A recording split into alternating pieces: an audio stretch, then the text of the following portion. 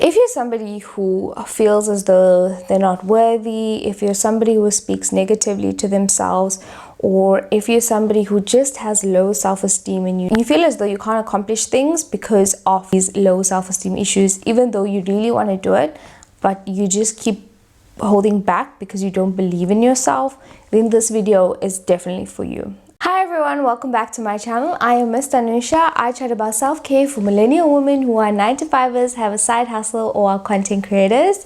If you are new to my channel and you're looking for self-care, you've come to the right place. And if you are a returning subscriber, welcome back, welcome back. Into the shout out of the week first before I forget. I'm being really good with this. Cool. So last week shout out goes to Kalenga Polio. I don't want to damage your name.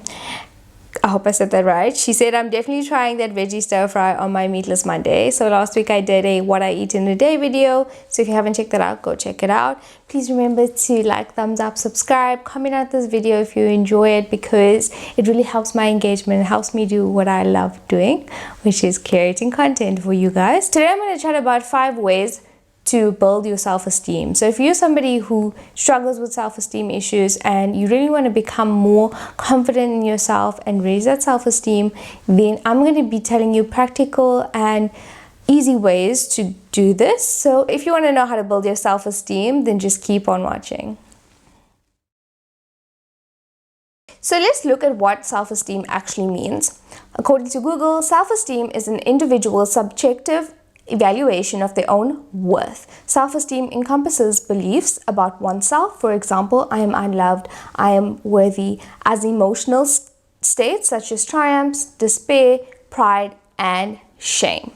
So for me, I think I grew up with a lot of self-confidence and a raised self-esteem due to my mom, the way she raised me, and the people around me as well. I was always told that, you know, you're smart, you're this, you're that. It isn't something that I struggled with as a child, but I think as I grew up into being an adult, it did negatively affect me because I had this raised sense of self and I wasn't actually that smart. So, and I'm being honest when I say that, I mean, like, I wasn't the smartest at university. I might have been really smart in high school, but then when I got to university, I was not, and I wasn't prepared to deal with that. And I didn't know how to deal with that, to be perfectly honest. So it is something that I've had to work with in my adult stages, in my adult life, while I was a student, and also now into my working career. So yeah, today I'm just going to help you identify what you're struggling with and perhaps build that self-esteem from that. So the first tip that I have is that negative self-talk. So you need to first reduce that negative self-talk, and then eventually get rid of that self-talk. And I say reduce first because it's very easy to say, stop doing this, stop doing that. But it's not practical always to just stop. So that you need to first identify the negative self-talk. When do you do this? How often are you doing this? And what are you saying to yourself? Are you saying, for example, nobody loves me, or I'm unworthy of love, or I am not capable of achieving such, whatever it is you want to achieve, or I don't believe that I can do this? First, you need to ask yourself, where does this actually come from? Is this something that you were told when you were growing up as a child? Or is it something that your teachers had said to you in school or in university? Where is that actually coming from? Because a lot of us don't realize that we take in a lot from other people and we believe it. So we need to first identify what it is, where it's coming from, and why. And then we need to reframe that thought. We need to reframe those beliefs, and we need to change that narrative. And that's how I find the affirmations come in handy here.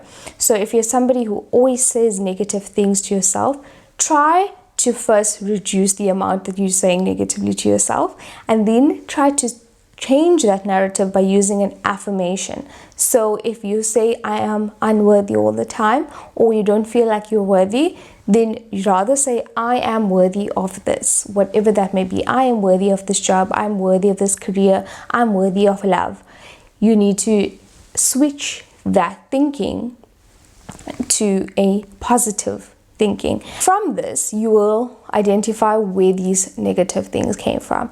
Then you need to work on that inner child, because like I said, I was always motivated, I was always encouraged, I was always told wonderful things, which blew up my ego to like but now it's completely different. But like I'm saying, if you were told negative things all the time and you were criticized all the time, you need to work on that inner child. So write a letter to your inner child, write a letter to yourself, say what you felt as a child and what you feel was wrong, and how you can embrace where you are now, knowing what you know, and work on that inner child. Speak to her, speak to yourself as if you were reparenting yourself, as if you were a parent speaking to a child. You would never say something bad, or hopefully I hope you wouldn't say anything bad to your own kid, or you wouldn't say anything bad to the children around you, the people around you. You obviously try your best not to do that.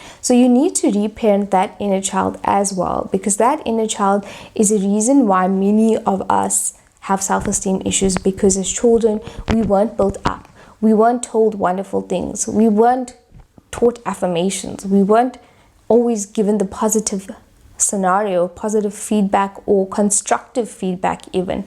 So a lot of us have wounds from our childhood that we need to work on. So I would encourage you to write letters to yourself as a child, to figure out where it's stemming from. If you seek out professional help as well, that could be a really good way. And if you can't afford to, you can definitely work on this inner child by reading more about it and practicing what I'm saying right now, reparenting and refocusing on who you were and who you are now, and what you've learned in all these years, and console that inner child. Because some of us, like I said, we carry things from our childhood into our adulthood when we shouldn't be, and it's because we haven't worked on that inner child. So definitely something you can work on. The next one is stop comparing yourself to others. I've said this many times, and I feel like we're still doing it. We will always do it as human nature. We will always compare ourselves to other people. But I think that it's imperative, especially now, to not do so. What you see online and on social media is really not, it's really not the case. You only see 1% of people's lives. You see the happy parts. Most people don't share when they're unhappy or when they're sad, or when something is bothering them. So really stop comparing. Rather see it as a way to build yourself up, a way to encourage you. See it as positive, and yeah, really learn to yearn for things in your own life and not compare it to other people's lives. Okay, so the next way to build your self-esteem is to list your weaknesses and your strengths. For this, you need pen and paper or your phone or whatever your notes app. Just list the things that you're really good at and things that you can work on. From this list, use the things you're really good at as affirmations. Use it as things to continue to build you up, and know what you're really good at. And then on the weaknesses list, try to see if there's things that you really want to change. Is there something there that you can work on? Is there something there that you can improve, and do you want to improve, and how do you go about doing that? Because a lot of us, we don't know our strengths and our weaknesses because we don't take the time to know ourselves, and we don't take the time for that self-discovery. And you will find some amazing strengths that you have that makes you so special, and that's something you can use to build yourself up, to build that self-esteem, and knowing like, oh, I'm really good at mathematics, oh, I'm really good at makeup, I'm really good at helping people, or I'm good at exercising, or moving my body, I'm really good at dancing, for example. Work on those weaknesses that you think will help you in the long run, because you know that you need to develop that part of you, and appreciate those strengths, because that will help you raise your self-esteem. That really builds you up to know why you're special, and each one of us have something that we're really good at, or multiple things that we're really good at, and that can really help you build your self-esteem. So definitely remember to do that. If you really struggle to do that, then ask your friends or family. Ask them, what makes you you? What makes them love you? What makes you so special to them? If you really struggle, then they will be able to help you in just identifying your special quality and your special quirk. Some of us really don't know. Some of us don't identify who we are. And that's something that also helped me, is self-discovery, understanding who I am, and why I am this way.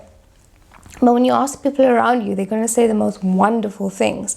And that will really help you to build your self-esteem, knowing that so many people love you for certain things.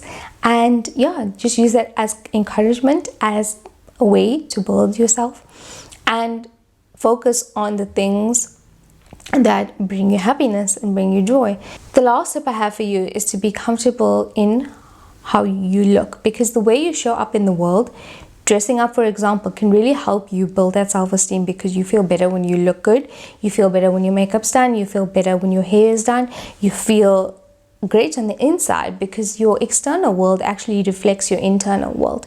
So if that makes you feel good about yourself, then do it. If you have to dress up for work every day, even though you're working from home, and it makes you feel good on the inside and you're much more comfortable with who you are, then do things that help you build your self-esteem. Do things that raise your energy, raise your vibration, and help raise that self-esteem. So you have to actively work on this. So thank you so much for watching this video. I hope you've learned something. Please comment below if you have any tips and advice for anyone in my audience watching this video, and I hope to see you in my next video. See you then.